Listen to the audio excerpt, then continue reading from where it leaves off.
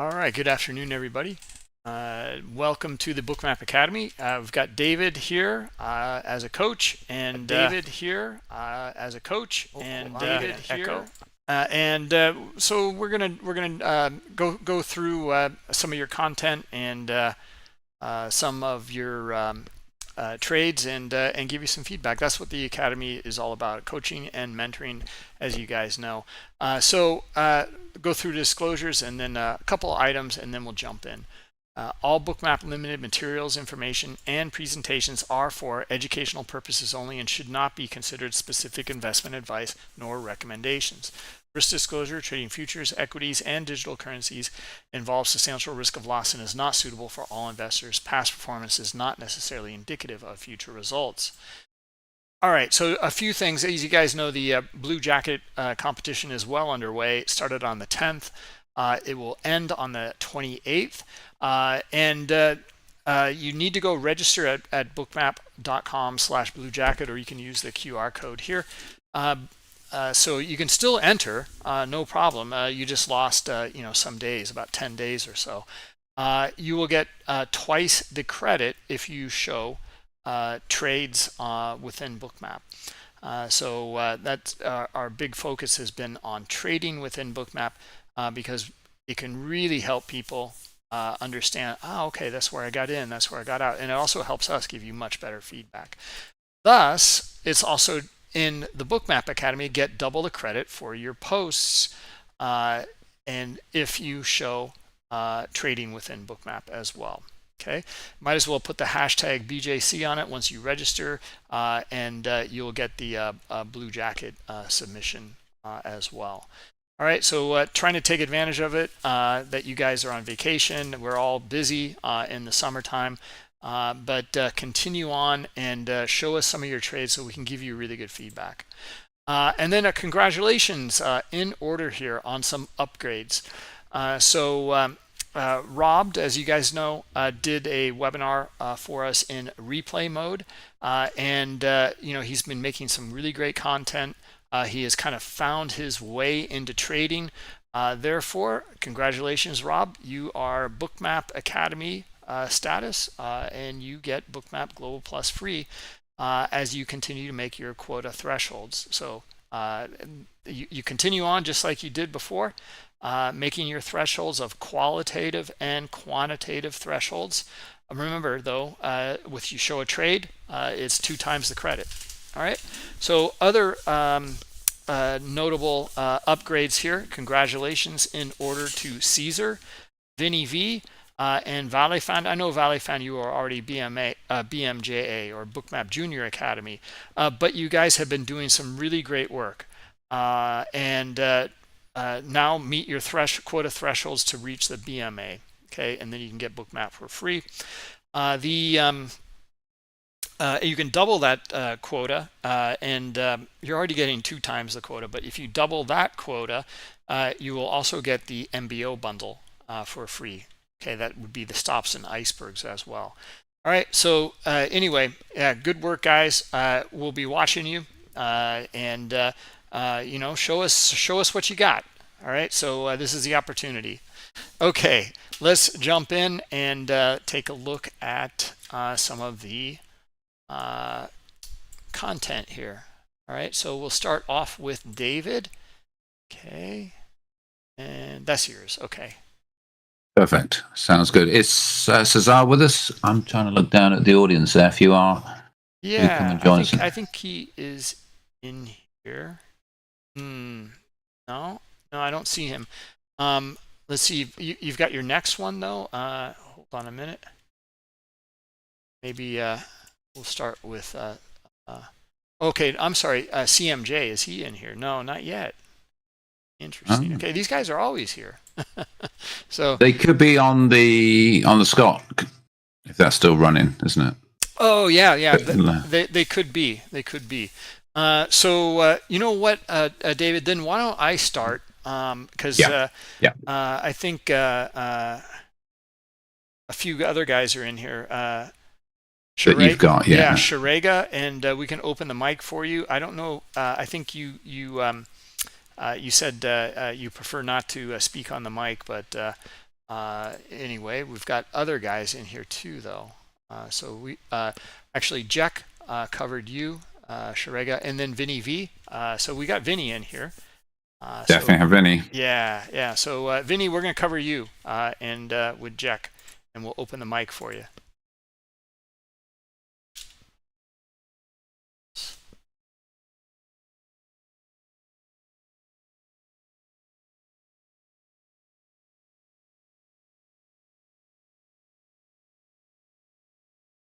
All right, you're still muted there, Vinny.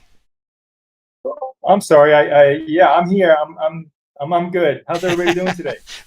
doing well. How Very are well. you? Yourself? Great, thank you.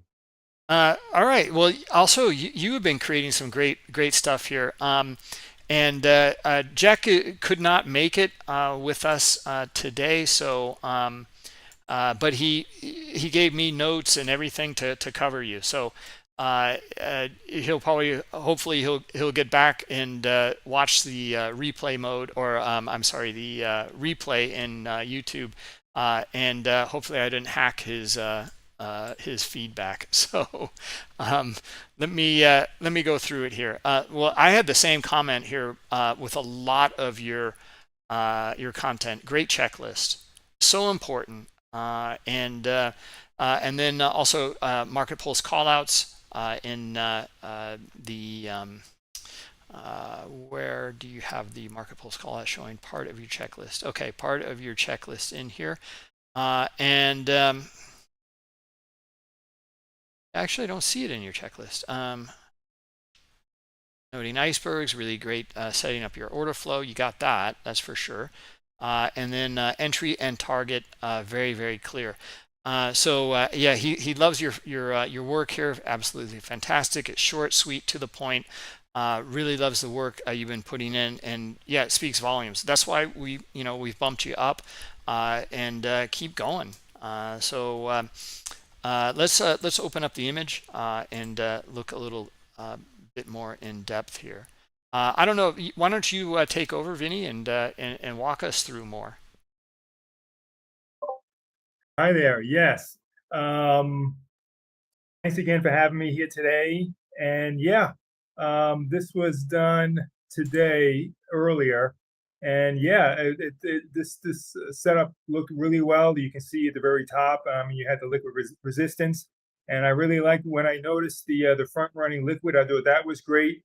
Actually, just prior to that, you had the icebergs and the CVD, so that actually kind of alerted me to keep an eye out for this, for the potential for it to go downward. And then, sure enough, we had the liquid come in, the front runners, and yeah, it was off to the races right there. And sure enough, it went down. It went down pretty good. It went down even more than that, but 4 points is good for me. Yeah. And go through some of the subchart stuff in your checklist here. Oh, okay. Yeah. Well, I just, as far as the checklist goes, yeah, I have to really give credit to the coaches, because back in February, they were the ones that were critiquing my posts, and they suggested to, yeah, just go ahead and create a little bit more specific checklist. So bravo to them.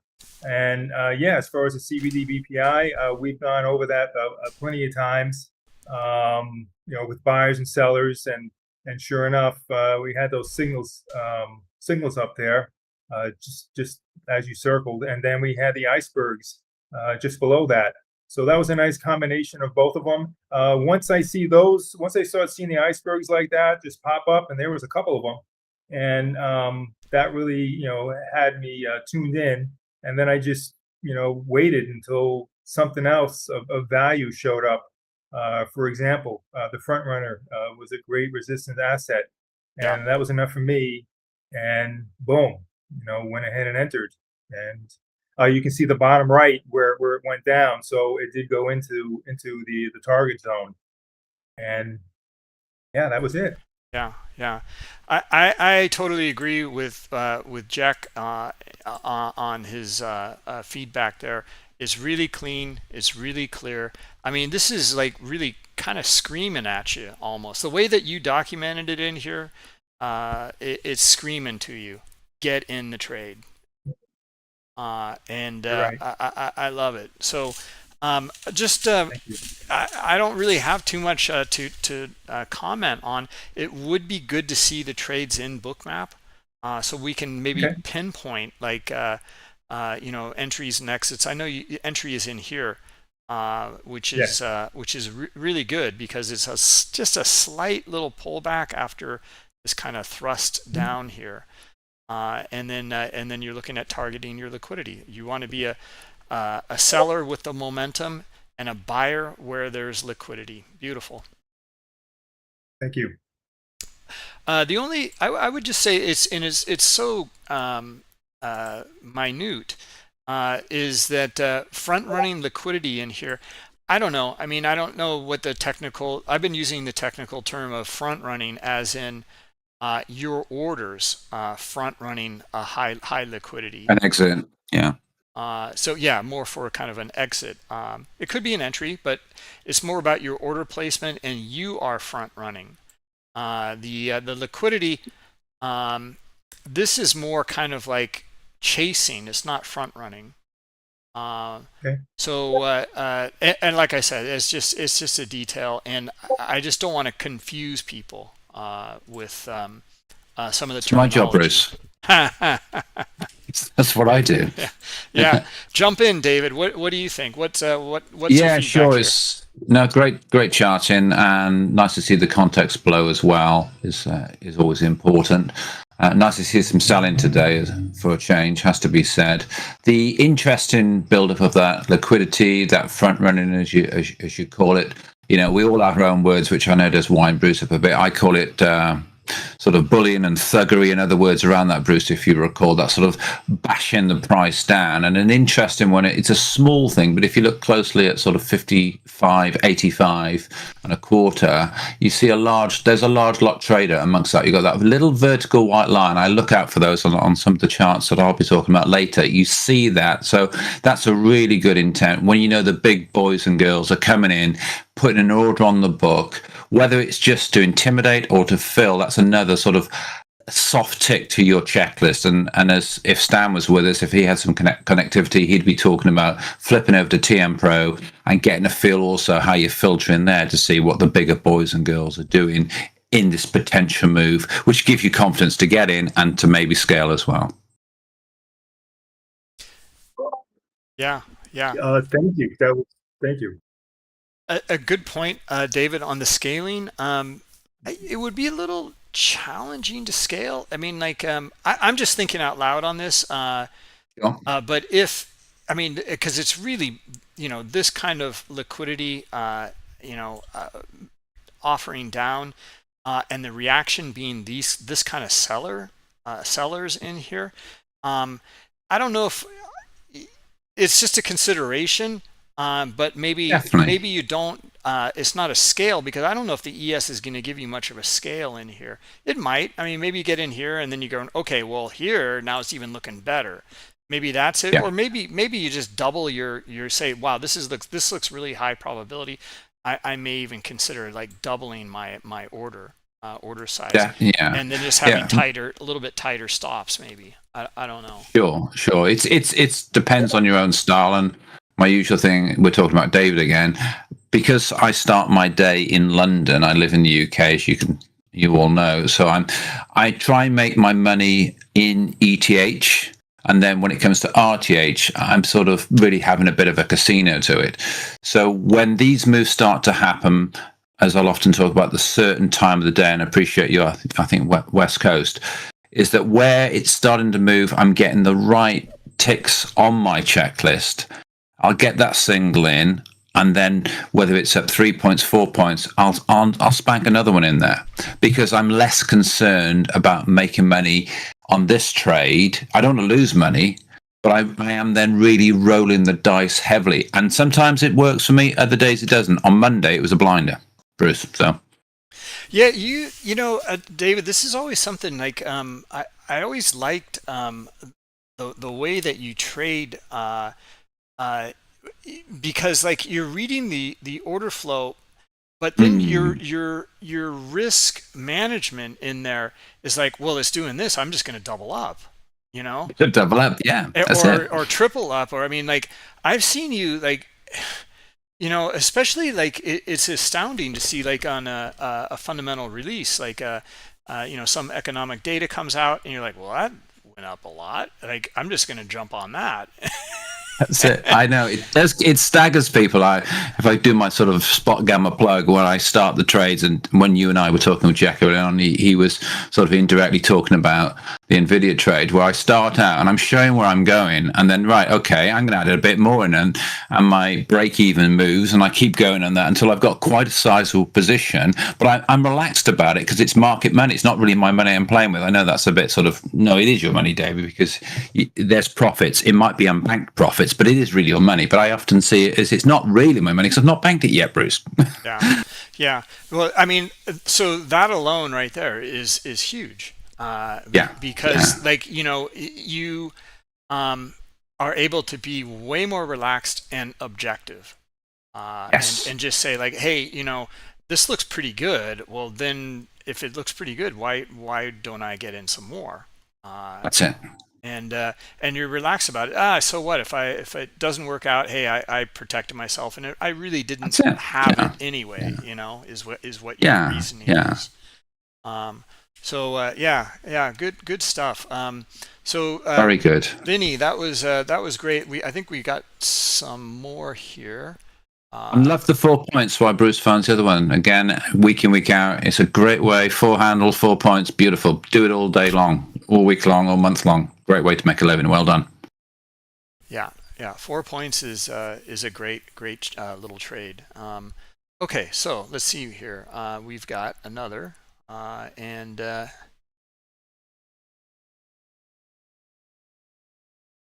this is almost identical. Is this the same trade? No, this is 65 here. Hold on. Yes, that would be a different trade. Oh yeah, this is a totally different trade. Okay. Yeah, why don't you walk us through again? I mean, like, boy, I don't know what. Is there anything different here? No, not too much, but you know, yeah. So this was another trade that I was actually watching again. Yeah, I looking at the times, it was aftermarket. So this is from a couple days ago. But yes, same thing, same similar setup again. You know, I saw the liquidity resistance up above. I saw the dip. Yeah, exactly. And then there's a front run liquid, or I think David wants to call it bashing. So yeah, so we have the front run liquid there. And then sure, just like you mentioned earlier, Bruce, I had a little bit of a pullback, and I just really waited till I saw a couple of signs. Again, the iceberg below, and then I had the pullback on the front run liquid, and that was enough for me to enter. And I got a couple points out of it. Yeah, great stuff. Got your iceberg up above. Really nice combo, and so simple too. I really like it. The clarity is really great because it's trending down. You know that you got your sellers here. You don't have enough buyers. They're not able to lift that market. You've got icebergs, and you've got high liquidity at lower levels here, followed by selling. It's again, to me, it's just screaming. You know, it's gonna test. The volume picks up. It's gonna test here, and it might test here. You know. So and you might get this huge stop run and kind of book sweep lower, but Vinny, I mean, sounds like this is kind of a bread and butter trade for you. Well, yeah, that's. I mean, you're right, Bruce. It definitely has all the earmarks of an edge in your favor for going south toward the passive orders. Correct. Are you using market orders or stop entries to get in, Vinny? Sometimes it really kind of varies. I can use market orders, and other times I'll use a limit order as well. So it's a combination. But you made a good comment before about sizing up. Yeah, There were a yeah. couple of trades that I did go ahead and do that because I thought the edge was strong enough. Nice. And other times I won't. But yes, so that's another option. You're spot on. Excellent. Perfect. That's great trading. Well done. Well done. And you say it's after hours, isn't it? This is getting well into the my evening. Yes, and sometimes with the after hours and pre-market, it's a little slower. Yes. So I can kind of tune in even a little bit better, so you can analyze it a little better when in a slower market, if that makes sense.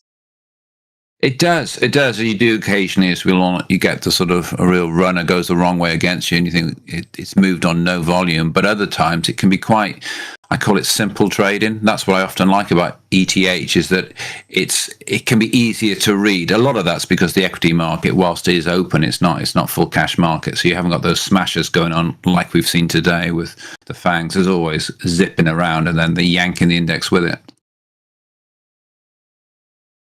Yeah, yeah. I mean, it looks like I didn't read yet Jack's comments in here, but it's just exactly what we're talking about. He also just notes here, the market basically is, take what you can get. What you can get, Yes. 2.5 points, okay, great. But you've got something that really is in your favor here.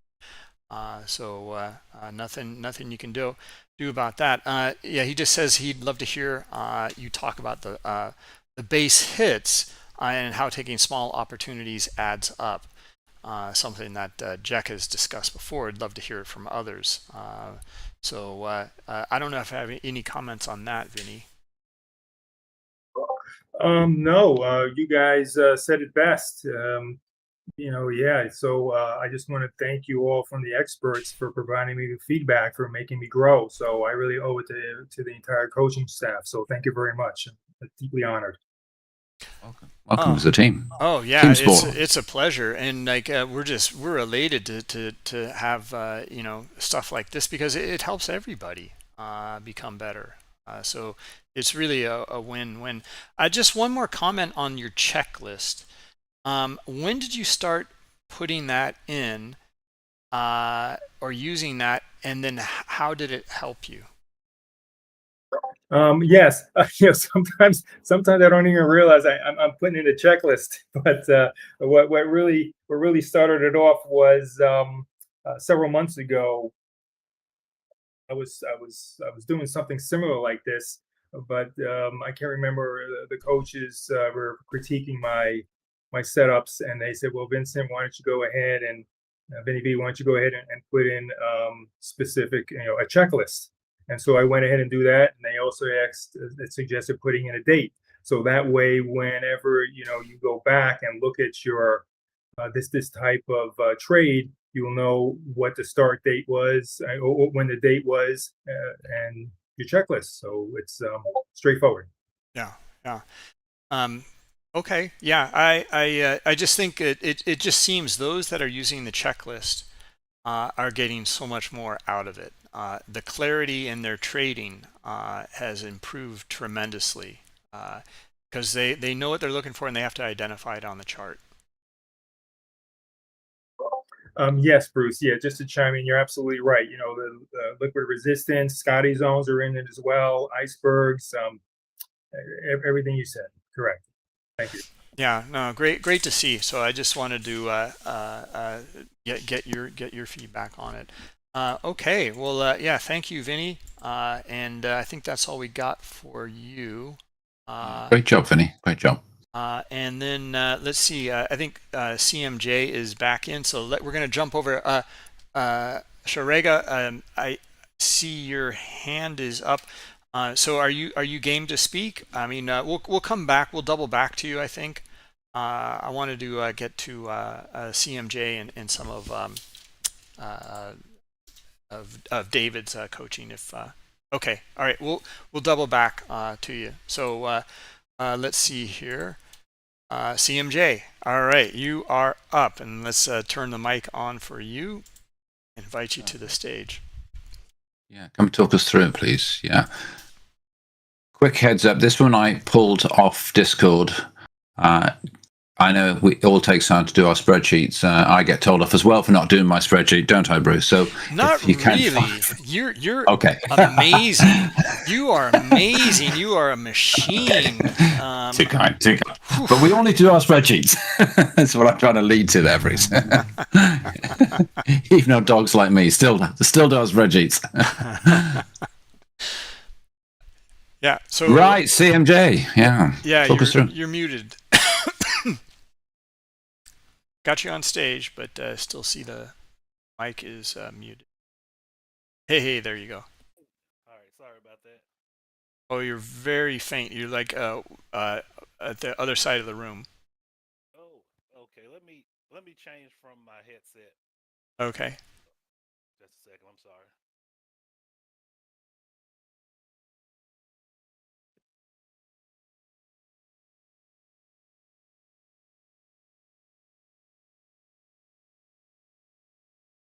Sorting this sound out as I've got in my notes here, Bruce. This is my favoured London close. You got 11:30.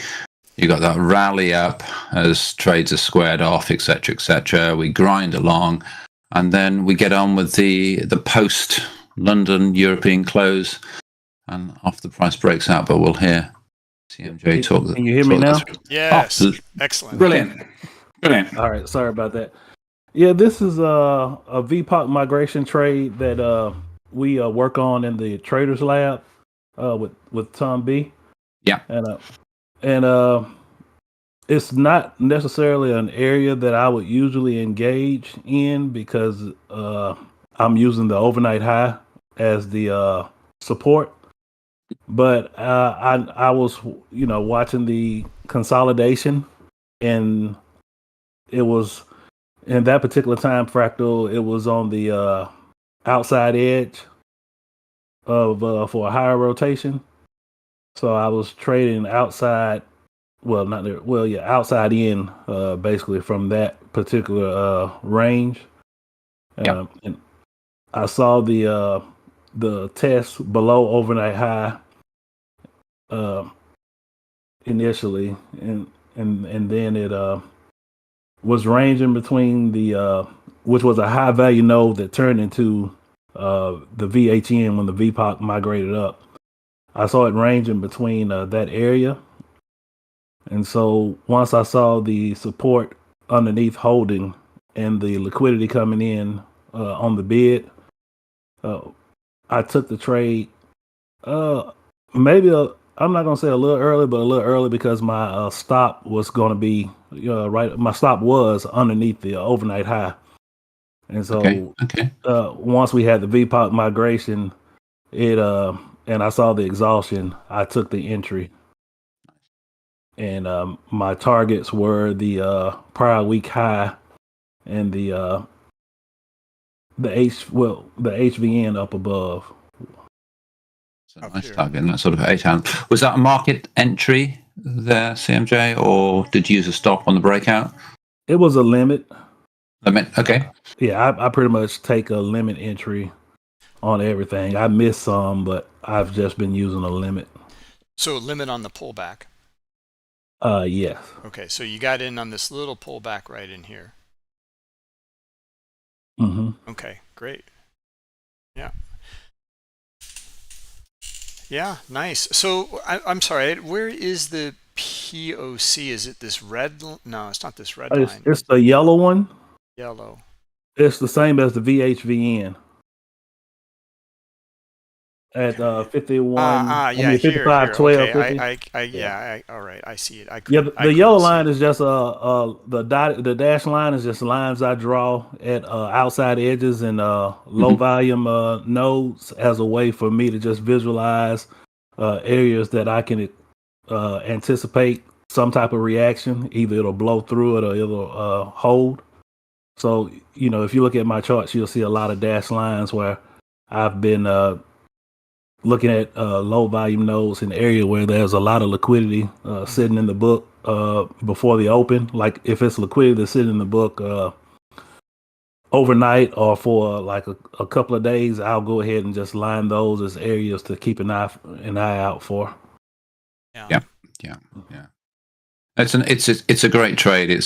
You've got sort of 40 minutes of ranging through that London close, as I sort of mentioned earlier on, as 11:30 there, where the winds can change, as I'll say every week. Bruce will say on his weekly calls as well. You have the volume picking up, you have the liquidity picking up at that 55.10 area, and off it goes in what is typically a BTD sort of market. So it's a trade I take a lot, not necessarily all around the sort of the levels that you're using, but often, as I think you said earlier on, Bruce, we often use the same levels, but they're different levels. Bad English from me. We have different metrics of whether they are overnight highs or whatever. So yeah, good trade.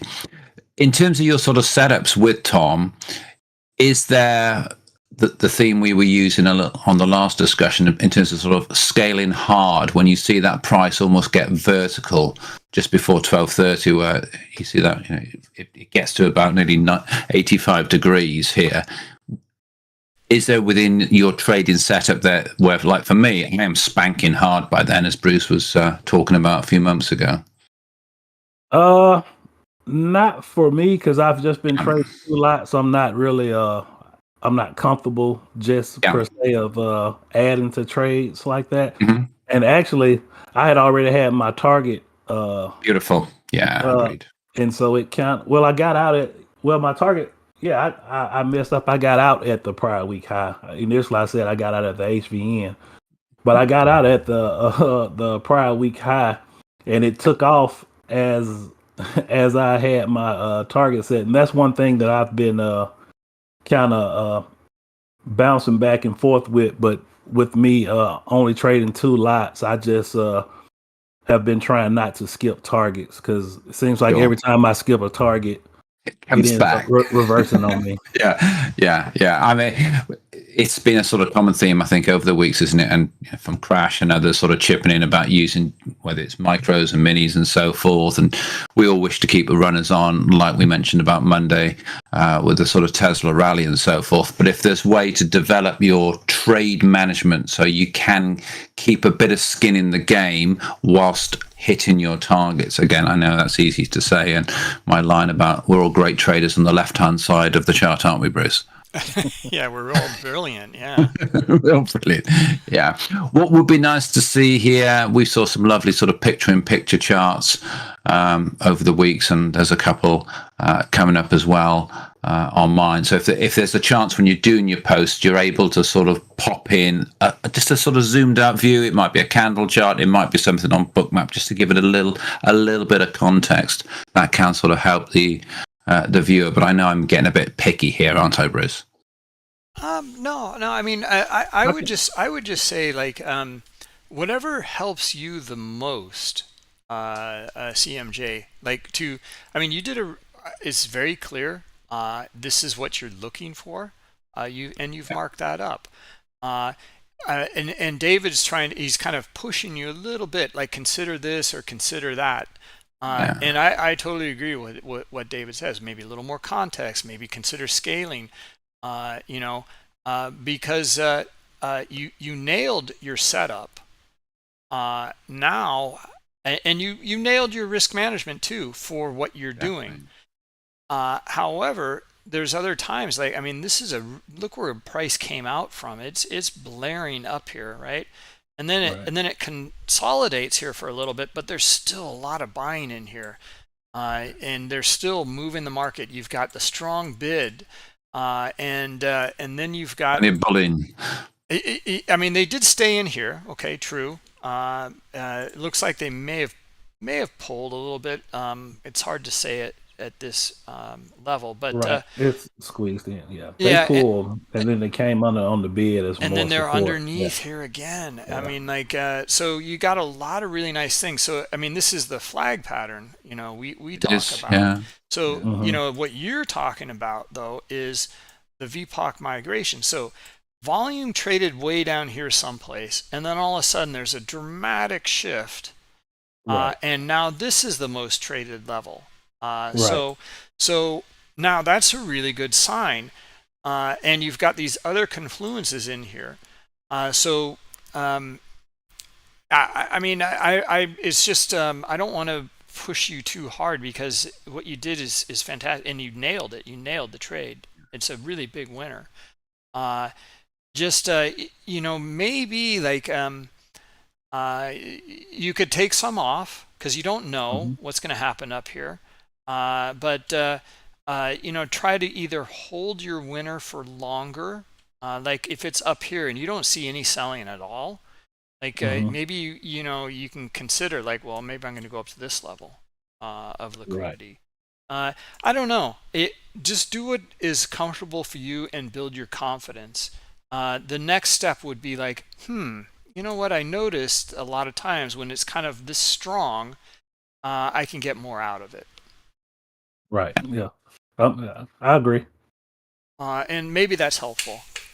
But I mean, just first thing first, get really good at your setup, which you got. And then secondly, your management, and you got that one here on this one as well. Okay. Great trading. Trading. Well done. Yeah. Well done. Yeah. Nice charting as well. Nice work. All right. So let's see here. So it's just the one from CMJ, Bruce. So if you want. Right, yeah, because you said CMJ, you got to fill out your spreadsheet. Like, yeah, like Dave I thought I did. That's my bad. I'm sorry. It's okay. It's okay. One of these days, I think maybe very early on in the Bookmap Academy, I think I showed David's spreadsheet.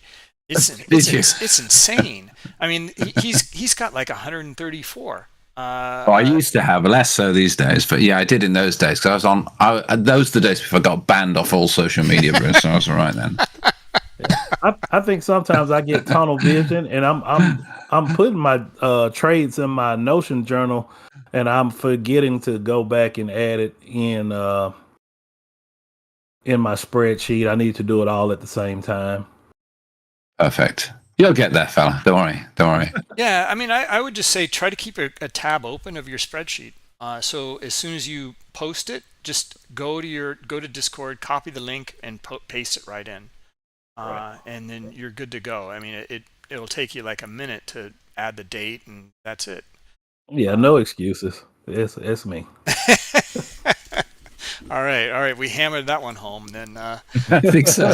Yeah, we did.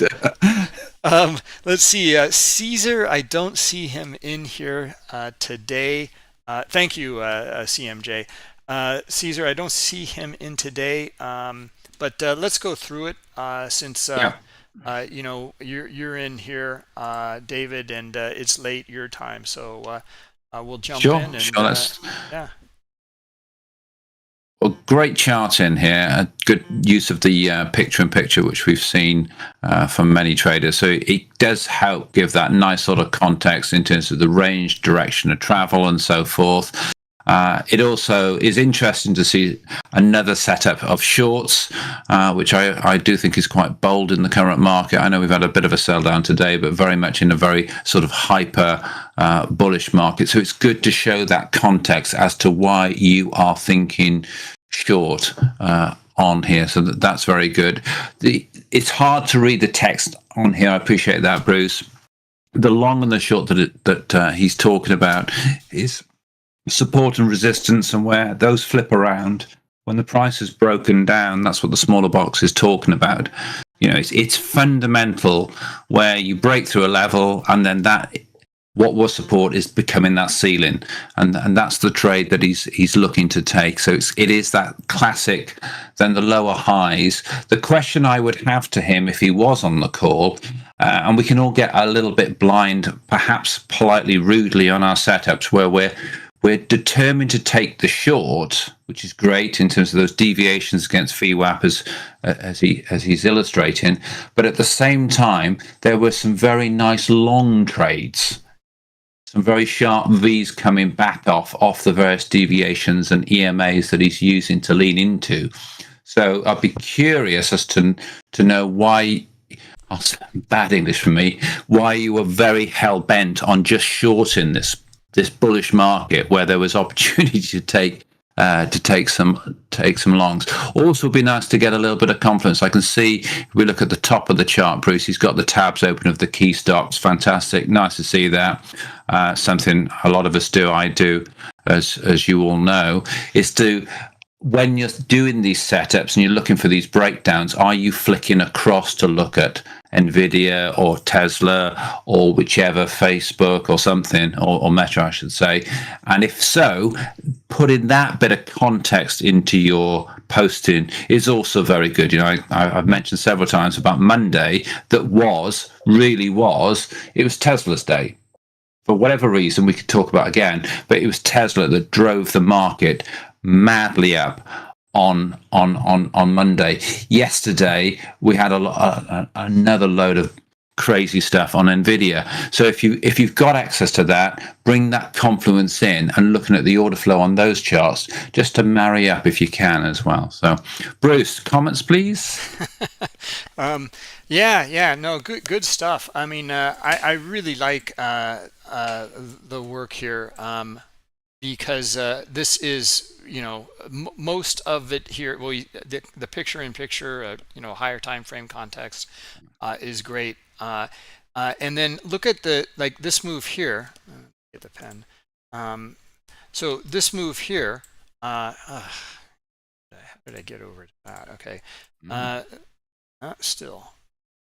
All right. Let's try this. This move here. Look at the volume behind it. You know, it looks like this is the same move. Or no, maybe, I'm sorry, it's in here. There it is. So look at the volume behind it, right? Compare it to the buying that's up in here. Look at the volume behind this, and this thing's moving. As trading into high liquidity, there's just more supply. Trading into high liquidity, there's just more supply. This thing's just going down and down and down. And then you're spot on, David. You get these sharp whips back. Yeah. However, look where they go. They can't make a higher high. Now here it made a slightly higher. This is a little different story. But the sellers are in control. And then you're looking for retracement back into these areas where it dropped from. Even here is possible. And then another move lower.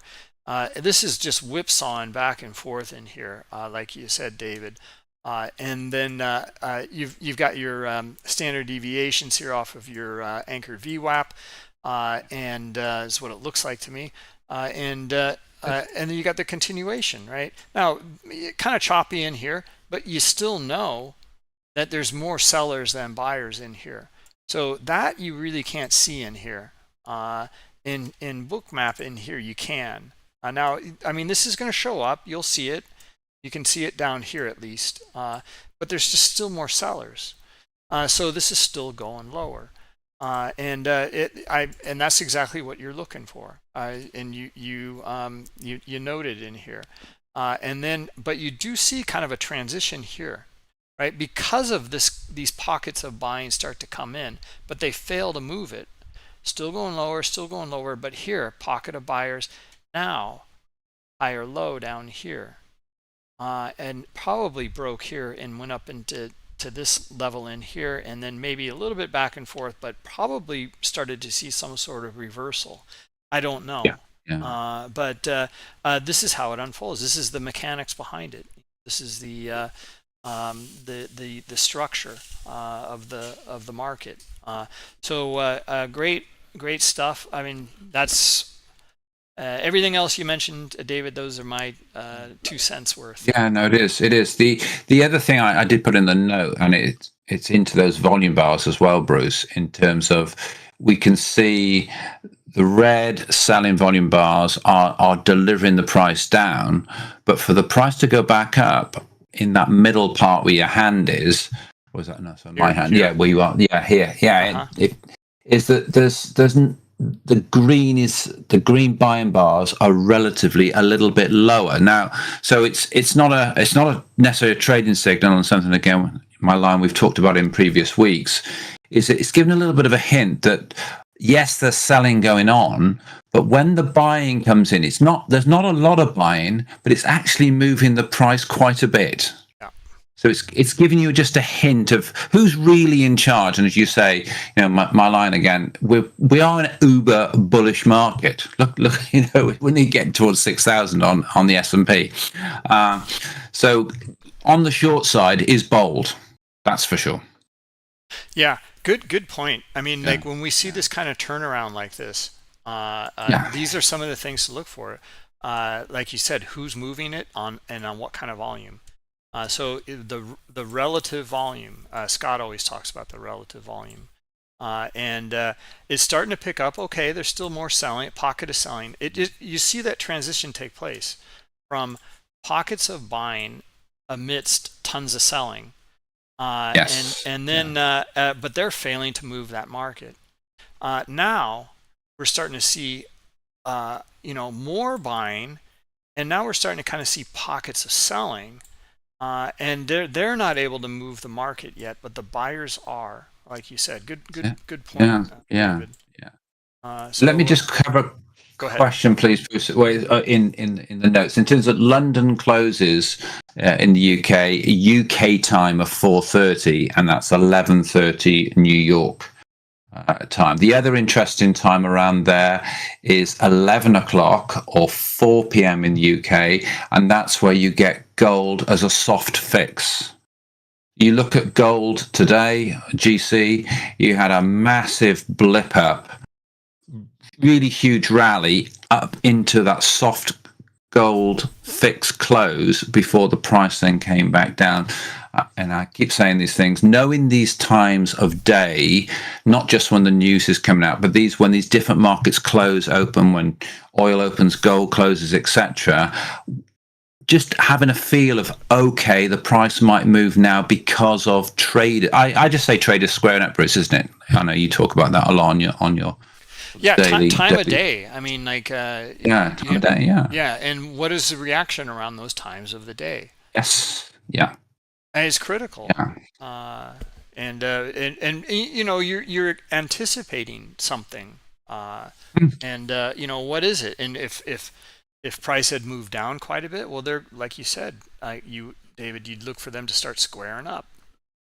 That's it. That's exactly it. And another ETH one, extended trading hours, is that stocks are not traded completely all through the night through Asia time. So in my time, UK time, the extended stock hours open at 9 a.m. So in my mind, on my charts, when I'm looking at the Euro indices and everything else, is that, what is Nvidia and Tesla and those big stocks going to do in non-cash market hours, 9 a.m. my time? Because as I've seen, Tesla can gap up another sort of $5-10 since the split in those European hours. Well, that's going to really move. That's going to move the ES, and if the ES is moving, then the Euro indices are moving as well. Not always, but it's in my mindset. It's in my thought process. Yeah. The correlations.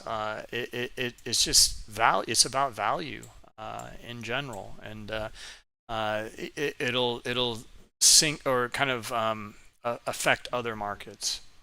It does. And if I can come to the daylight savings, sorry, Bruce, this is not always about the time of day. You're right. There's twice a year when the US plays around with daylight saving hours, and the UK and Europe has summertime and goes back to GMT. So there can be that extra hour difference to the normal 11:30 New York time. And it plays hell with me because I have to adjust all my charts, but it does happen. It's worth knowing that as well. Yeah. But good charting, good charting. So that was that one trade there, Bruce. Okay. And the next one down. So both of these were on the spreadsheet. Thank you. Both of them were also in Discord, which is also fantastic, and so forth. So this is, again, London close, Bruce. Damn, is this all David ever talks about? Is that all he ever talks about? So we've got the 11:30. This is sort of like the reverse of what we're talking about with CMJ in terms of we can see the price has scooted up through that London close. It then congests for a while.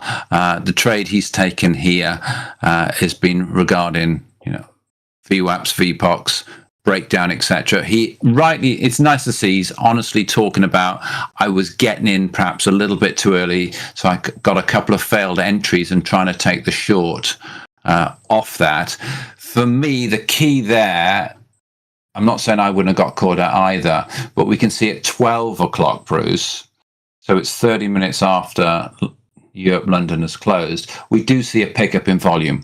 We do see it. It's not massive. We see that pickup in volume, and then we're away. And that is my line of earlier on. That is then the time to get in, start scaling, and take that down. I've said in previous weeks, what I do mentally is, and as you play back to me, Bruce, in terms of Scott, that relative volume, when I'm looking at my trades, I'm looking at those volume bars, not just on Bookmap, but on Ninja and so forth, and thinking, okay, the price is moving, but there's not a lot of volume there. Here, we can see the volume picked up at 12 o'clock, where he was trading in the middle at 11.45. Yes, it's a little bit above, but we're in chop zone. And we've also had that London close as well. But good charting, good honesty, showing out. I do like the picture in pictures we've talked about. I know if Stan was with us, he'd be saying, okay, what are we looking about? TM Pro, we can see the liquidity building up at the 5,430 level there. We've also got a large lot trader there as well, similar to the earlier charts there, Bruce, on the just again, that's another little tell. Get onto TM Pro, look at where the bigger traders are playing. Does that give you confidence? Yes, you have. Within that sort of congestion, as you've curved it on the other charts, Bruce, it sort of builds up, and then suddenly you get into those lower highs, volume picks up, and off you go. Yeah. So nice trading, very good trading, and another ramble from me. So I'm going to throw the ball back to you, Bruce, please. No, totally. I mean, like this here. I mean, look at in here. You got a lot of stuff. Now, I really like the pullback trade. You can see the trading here on the chart. And I really appreciate, like you said, David, the honesty. This is it. I mean, we can give you much better feedback on that kind of stuff. So anyway, what we had just talked about for that potential reversal to the upside on the previous image. Well, here's that flow and that change in here. Look at the swings. Look at the volume within the swing. So, like you were saying, David, like how much is it moving it? Well, how much is that moving it? Not a whole lot, right? There's a lot of volume though. Probably an iceberg there. And then here it moves it up into high liquidity up in here, and that stops it. Okay, so a little bit more buying, but look at pocket of selling. Okay, pockets of selling. These buyers in here, they can't move it. This is an odd one here, this buying here. But if they can't charge higher with strong volume at this point to meet the sellers on the offer up here, they're done. When you see kind of stuff like this a lot of times, and you get a lower high here on really low volume, it can't even get up to this high here. Look out. I mean, these sellers come in hand over fist. These guys are going to bail really quickly, and you can get really strong moves. And then look at the relative volume in here. So yeah, it's actually a little bit of buying, some selling, a little bit of selling. Here's your shift, and selling comes in, shifts kind of away here. A little bit of buying, right, and just in this area it looks like. But this is where the sellers, they got it. I mean, we never know, maybe it just kind of goes below here and then pops back up. But if they're going to pull that liquidity here, they've got high liquidity here. These buyers can't make it higher, and you got sellers, they're going to be able to move it. Likely back down to the same swing here. Or lows. It is. It's the pre sort of London close, that 10-12 point dog walk, as I'll often call it as well. Off it goes, up it goes, back it comes down. Yeah. I would just say the only kind of criticism I have, Caesar, you've been doing great work. Definitely. So the only criticism I have is like hard to read, and you know, I had to zoom in. Yeah, yeah. yeah. So you know, I mean, you know, we want you guys to do these chart markups for yourself, but also to be able to communicate it to yourself clearly will help communicate it to others clearly, and you know, that's a part of the qualitative part of the threshold. You know, who is one of the best, or who's one of the best is Slowdown, as you guys know. He has intent to make it better, make it clearer, and that helps him to make it clearer. He'll take things off, he'll edit it, and it's done with intention. And then he just has these beautiful things. And as you guys know, it helps all of us, because then we understand with the clarity what he's looking at and how he's reading it. So that's my little soapbox Good points. Good points. speech on that. That's it then. So Caesar, sorry to miss you in here. You're always in here, but not today. All right, and let's see. So I've got a couple here. Oh no, I'm sorry. We've got one more from Jack with Sharega, and we'll open the mic for you. Are you still in here? God, I hope you are, because there you are. Okay. Yeah, if let me know. You can put in the chat if you want to come to the stage or not. It's fine. Yeah, let's take a look here. Okay. Well, you can turn your mic on, and you're welcome to walk us through some of your charts and markups here.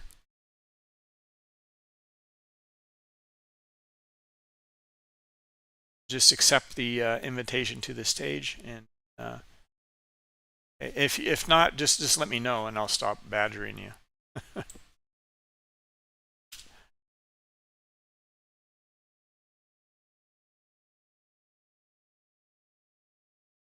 Oh, you can't turn it on. Okay, one second. All right.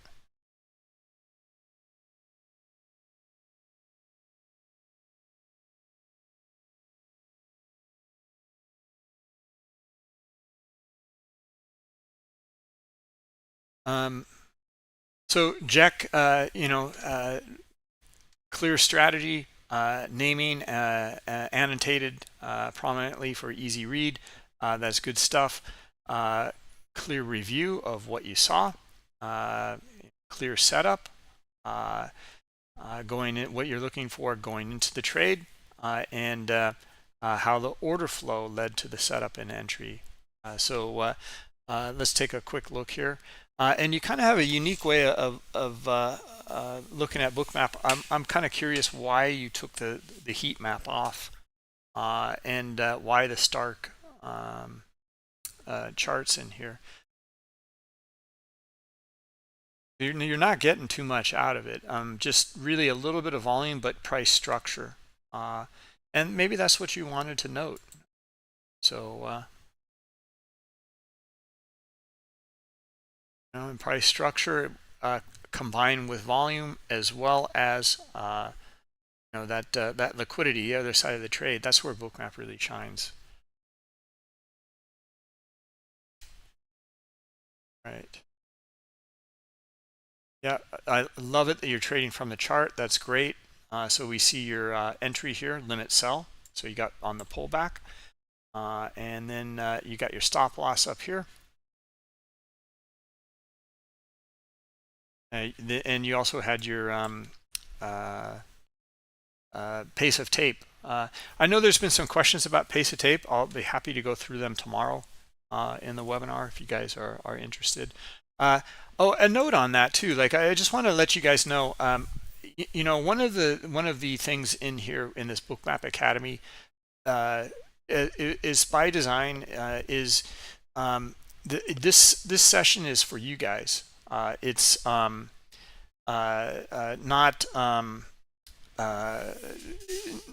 for others to come in here and promote their room, or we want to open the mic and we want to give you the chance to explain things, and then how can we help you?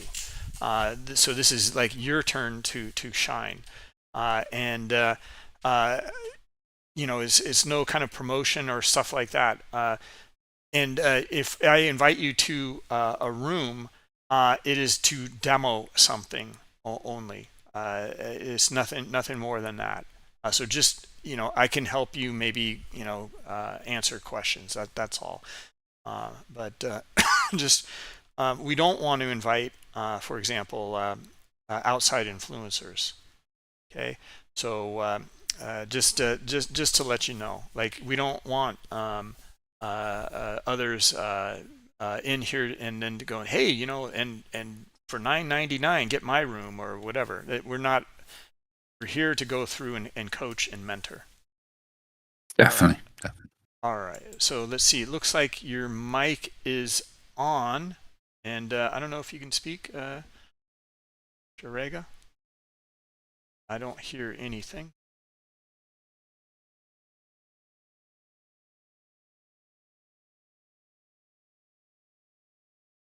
I mean, the charts look clean and clear. Kind of hard to read, that's for sure. And a lot of indicator stuff. Delta. High liquidity, in between high liquidity.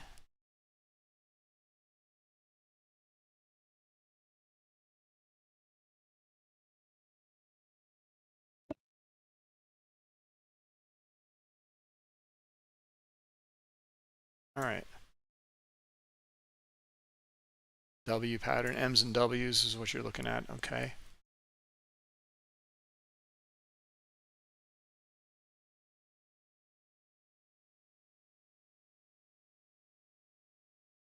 Yeah, it's kind of hard to read, I have to say. It's great you're putting this on here, and it should be helpful for you. Maybe consider, like, trying to edit a little bit though, and be a little more concise. Maybe that's helpful. Like this in here, maybe this would be kind of your text notes, and not on the Bookmap chart.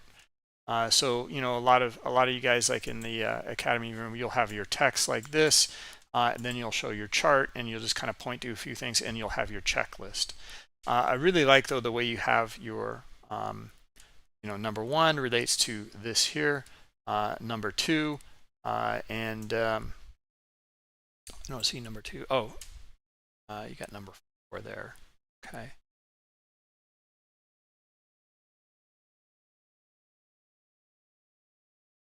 All right, yeah, a little confusing.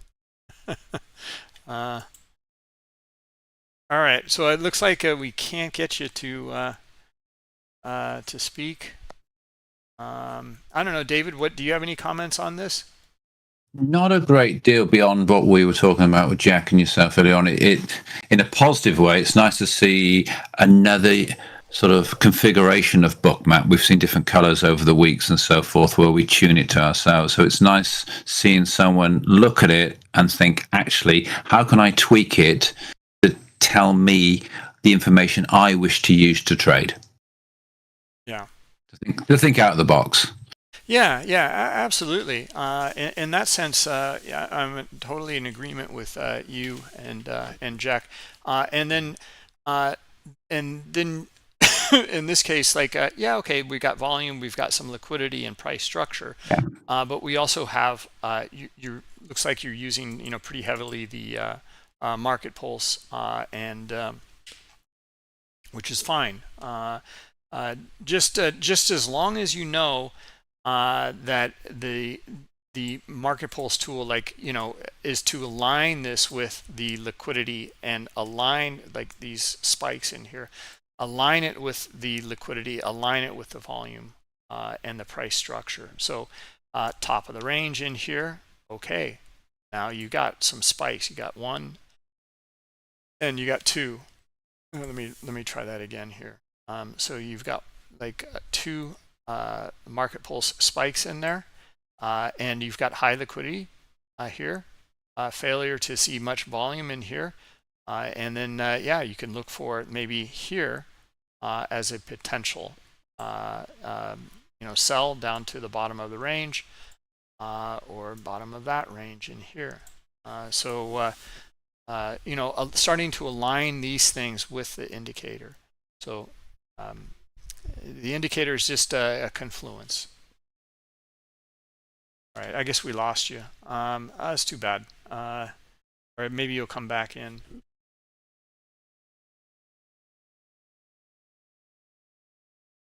Give you a minute here. There you are. And let me give you the mic again. Hold on. Okay. Try it again.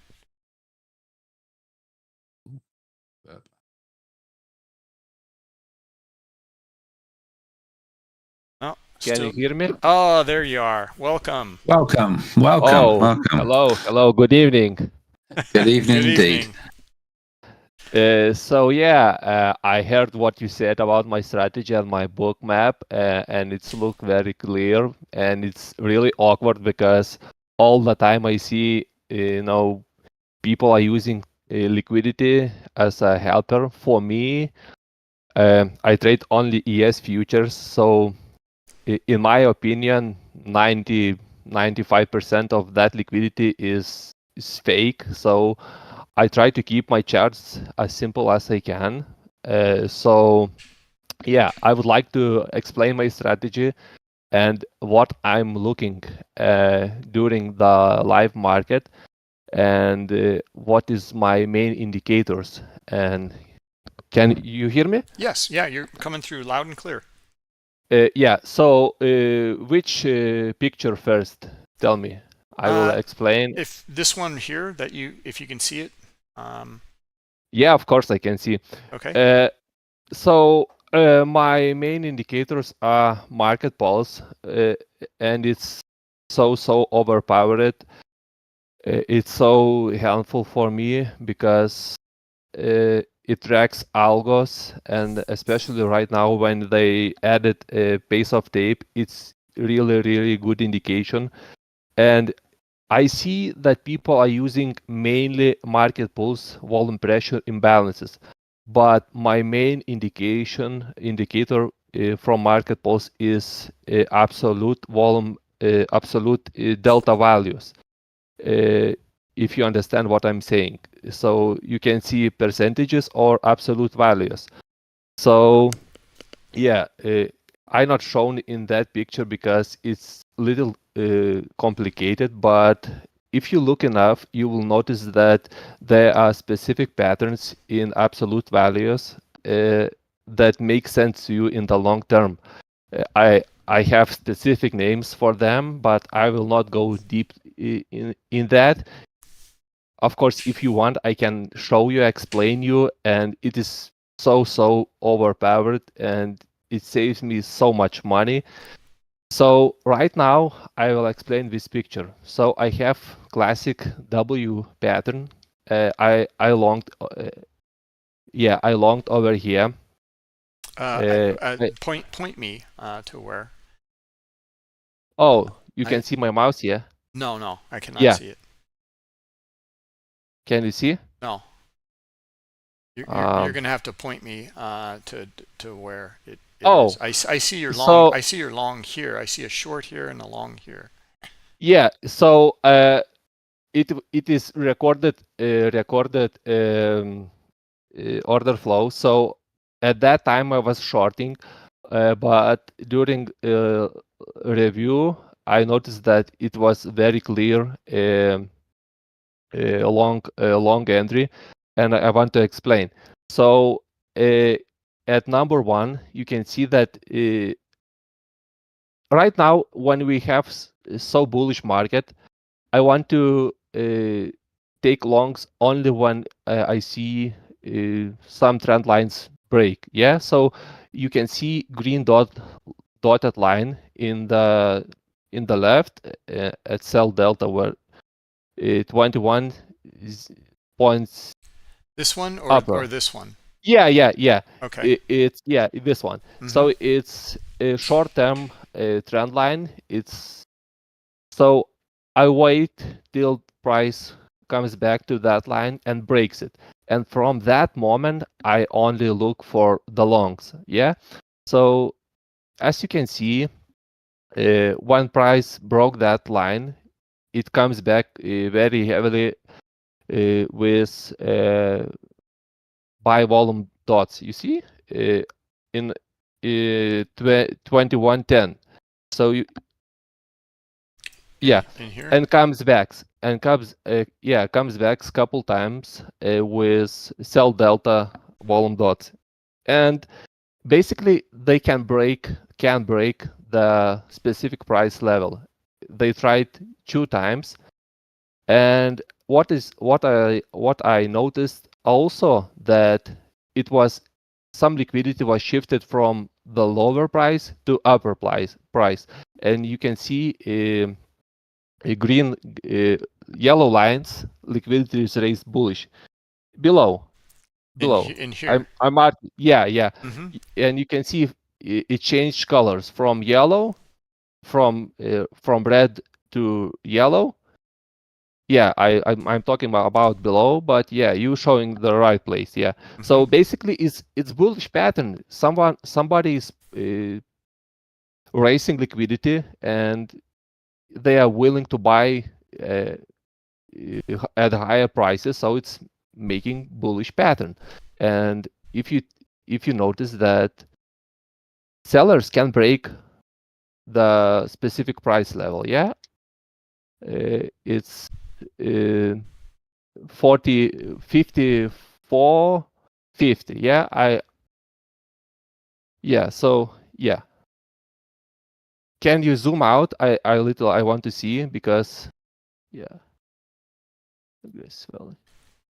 so basically they can break, sellers can break 49.75 level. And what makes setup very great, you can see clearly liquidity is racing, going from 40 to 47, at that level, and it's, for me, it's bullish. So that was strategy, and I made a mistake. You can see that I shorted over here, but I noticed that it's very bullish setup, and Bookmap makes it very clear to review your trades, you review your mistakes. What are you doing wrong? What are you doing great? And that was my strategy. And Okay. So, and I saw that you have another picture, and in that picture you can see there's no liquidity. I didn't show it. And that one. And it is very strange, because I understand that Bookmap offers a great view of liquidity, but I don't know, almost a year I don't use liquidity as my tool in ES futures. I traded Bitcoin, and liquidity in that market was really overpowered. And in ES futures, it's, as I said, 95% it's fake. So about this setup, it's classical M pattern short. So what I'm using in this setup is footprint chart reversal candles. I'm shown in the middle. You can see in the middle. And arrows. This is footprint reversal candles. So my strategy is to wait till prices reach some point, and I want to see to form sell footprint reversal candle. It's at 1642 time. 1642 time. So 1642, and you can see that there's a footprint reversal candle. A couple of them. So basically after retest, and retest is 42:30 seconds, and you can see the reversal candle over here. And after that, I want to see aggressive selling. And how do I identify aggressive selling? I use volume dots, and sell volume spike. And also what is important in this market, and I lost so much money because I didn't know it, but again, I rewatch every single my trade. I started using a market pulse base of tape. So as you can see below in the market pulse section, there is pot sell signal. And what is interested that 5 minutes ago, this is base of tape signal, and this indicates that is so it is bearish. And as you can see, I place my immediately I place my limit sell order and stop loss above high. So yeah, that was my strategy. And I would like to say that in this setup, you need to use market pulse base of tape because it is so important. I review a lot of trades, and I can say that I wouldn't lost. I can say I wouldn't even take it because there was no market pulse base of tape signals. And right now I look only for M patterns when I can see base of tape signals, and all together. I mean, sell volume spike, sell volume dots, and this is my the most overpowered setup because you have to be very specific with your short entries and your strategy when we have so bullish market. And yeah, so that's it.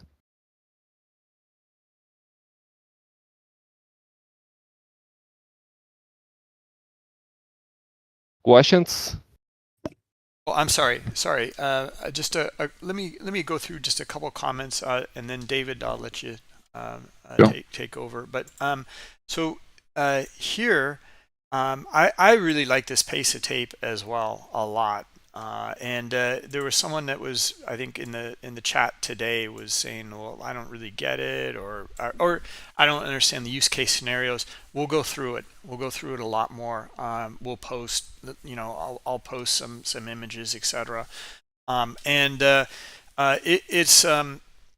It's kind of like those footprints in the sand type of thing. It's like, wow, they're really kind of getting ready to run, and you can see it in the footprints. I really like it. One of the things that I found as well is that you can see this kind of spike like this below the swing, and your pace of tape really picks up. But this is where I like to kind of mix it with a stop run. If I see a really big stop run through here, then it's possible that you might get buyers over here. And if I do, then I'm looking for actually a move to the top of the range. Yeah. Can you hear me? Yes. Yeah. Yes. So that's what I mean, because I use the market pulse absolute values.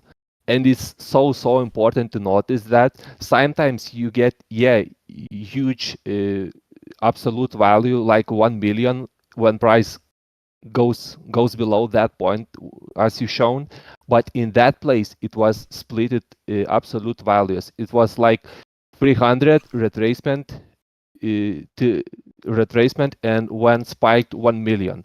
If you have open Bookmap, you can watch that place. It was specific pattern which I'm looking at market pulse volume pressures. It's hard to explain, but I have specific name for that, and I have list of complexes in absolute values which I'm looking in live market.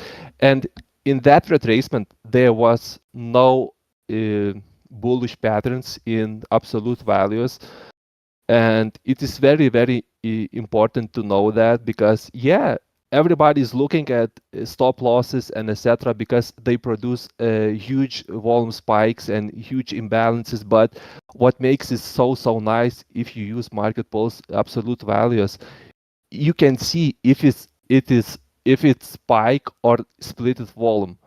And yeah, I was making same mistake because I saw huge volume spikes, and I was thinking it's stop losses or it's huge single volume or etc. But market pulse absolute values makes me understand what I'm looking at. And yeah, I have opened my Bookmap and that trade, and yeah, I can tell you that there was 300 absolute value retraced to 67,000 and after that straight to 1 million, and it's super bearish for me. And retracement, and that all retracement doesn't have any single bullish pattern for me. So yeah, sometimes you have immediately bullish pattern, what I call QR pattern. So what I mean, during that retracement, let's say you can see my I placed limit sell order. Yeah, so sometimes today I exit from 2 trades from M pattern short because I placed my limit sell order, and during that retracement I saw huge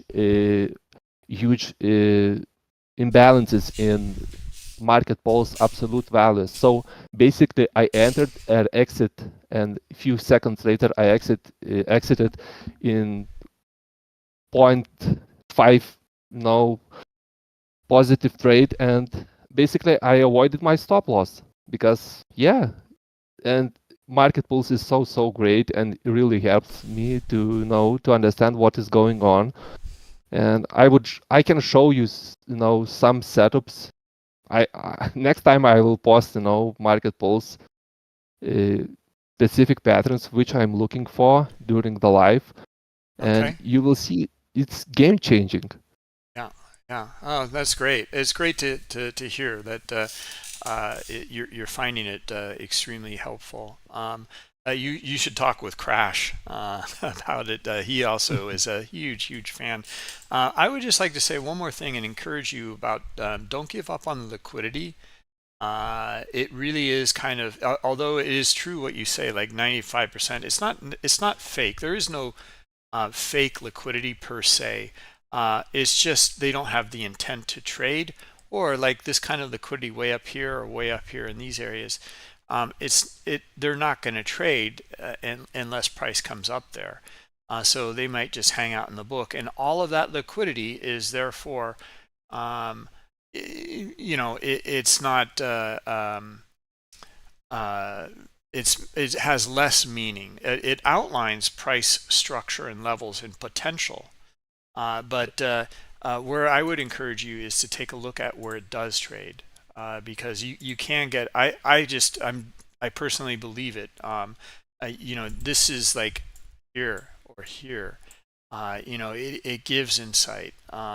It might all these sellers here might absorb all those buyers. And just thought, just an encouragement. That's all. Yeah, I see many people are using liquidity as a take profit areas, but what I do with my good trades, I just trail stop loss below yellow line, 4 ticks below. It's trend analyzer. There's 2 lines, green line and yellow line. So basically that's why I don't use liquidity. I just trail my stop loss, and that's it. Okay. I let market play, and that's it. Okay, sounds good. David, any comments, suggestions, etc.? Yeah, sure. I'd reiterate my point again, Bruce. It's nice seeing someone using the tools in a slightly different way. Those analogies I've talked about, we're all watching the same game at the same football stadium. We're just sitting in different parts of the stand, and it's nice to see another trader approaching it, using the tools to how they wish to. And I love the talk about market pulse and those relative values. Again, like we were talking about volume earlier on, it's about knowing when a number is meaningful to you, when you feel it's ticking your box to get in or out of a trade. Do like the use of footprint. I don't use footprint on Bookmap, but I do use it on Ninja. And sorry to repeat it, Bruce, from our earlier conversation. I spent about 4 hours with Tom a few weekends ago because he's been experimenting, as Tom often does, Tom B, that is, in terms of IoT and bringing in footprint. And so we were just sort of bouncing back ideas how we use it. And I use it not so much. Let me try and get the words in the right order here, David. I use it. I have a lot of like algos running on my chart, so it warns me about simple stuff, whether it's trap buyers and trap sellers and so forth, and the volume point of control within the range bar, within the footprint, and overlapping that, I have count the channels running on it as well. So it's quite a complex chart. Those that have seen it posted. But it does give good insight. So I respect that you're using that to decide where there is a change of direction against relative values that you're pulling off market pulse, and being skeptical, understandably skeptical about liquidity that there is on the book and so forth, and pulling that all together to make good trades. So well done. Yeah, thank you. Everybody has their own strategy, and Exactly. I chose not to use liquidity as my tool. So yeah. And I sorry, Bruce, to repeat my golfing analogy. Everyone's going to be hanging up here, but we play our own game. We play the same course. Some are taking drivers, some are taking irons, some are taking this and taking that. But we all play our own game, enjoy our own game as colleagues and as trading buddies to hopefully be greener at the end of the day. So it's lovely seeing it, Shurega. So well done. Thank you for sharing that with us. Thank you. All right, so let's see. I've got a couple to go through as well. It's already 5:30, so we've been going an hour and a half. I hope that you guys are okay with this. We tried to keep it, the time more in check. It's difficult, especially when we open up the mic. But there's back and forth, etc. But that's the beauty of it here, is the open mic, in my opinion. It's for you guys. So I'm happy to see. It's always good to see people still here. But I'm trying to respect our time as well. I know it's the end of the day.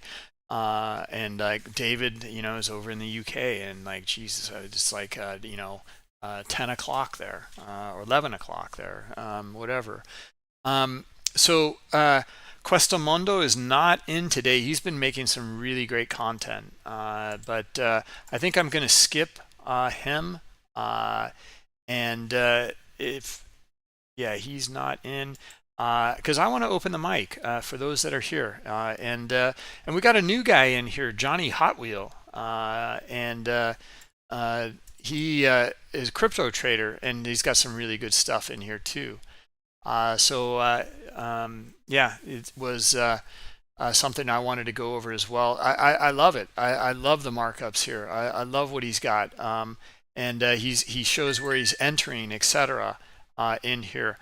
Here we got 7,100 or 71,000. And then we got our trap longs. He's identifying all these things in here. And he's looking at the other context, 15-minute chart, daily chart. He's got his volume profile here. He's got checklist in here. This guy's got it. So I'd love to hear more from him. We can all learn a lot here. But it's a beautiful, beautiful trade here. He saw it. He nailed it. He had to stop up here. And this kind of shift here as well, non-farm pay. All right. So beautiful stuff. This is kind of picture perfect. So I'd like to hear more from him, and we'll open the mic for him next time. So any questions you guys have? Like, this guy's been on Twitter quite a bit, posting over there, and also in the Discord room. So anyway, over in the crypto room. And I reached out to him, and I guess he's I think he's over in the UK as well, or somewhere. Anyway, let's wrap it up. What do you think, David? Sounds a plan, Bruce. Sounds a plan. Okay, so well, David, you close us out, and we'll see everyone next week. Yeah, sure. Thank you, everyone, for all your posts. As always, really appreciate the time. And as I've said a few times tonight, we do talk about these posts. Unfortunately, Jack was tied up at this particular time, but we caught up earlier on with Bruce. We had a good chin wag, chewing through the charts. And as Bruce has said, we're all learning. I love the charts we've just looked at just now with Schrager. So please keep up the great work. We do get to it. It's worth the while. And as always, anything you want to reach out to me or Jack or Bruce or Stan or anyone, ping us a message and we'll try our best to jump on a call with you. And if we're not talking about football, we might talk about trading. But yeah, have a nice weekend ahead, everyone. So thanks, Bruce. Thanks, David. Bye-bye, everyone. Take care. Cheers, man. Bye-bye. Bye.